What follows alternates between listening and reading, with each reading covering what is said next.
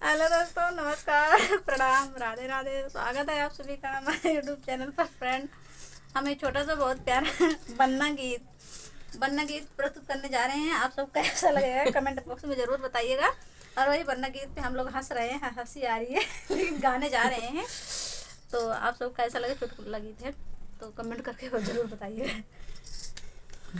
मई का महीना लगाने बड़ी जोर, लगाने बड़ी जोर, घरवा होई पक्का दुल्हवा होई गोर, घरवा होई पक्का दुल्हवा होई गोर।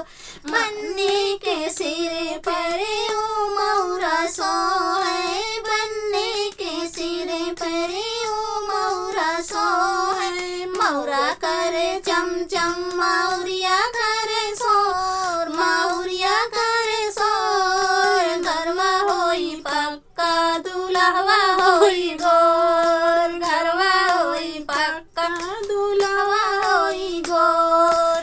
मई का महीना लगाने बड़ी जोर, लगाने बड़ी जोर, घरवा होई पक्का दुल्हवा होई गोर, घरवा होई पक्का दुल्हवा होई गोर। बन्ने के अंगे परे वो जामा सोहे, बन्ने के अंगे परे वो जामा सोहे, जामा करे चमचा जोड़ा करे सोर, जोड़ा करे सोर, घरवा होई पक्का दुल्हवा होई गोर, घरवा होई पक्का दुल्हवा होई गोर।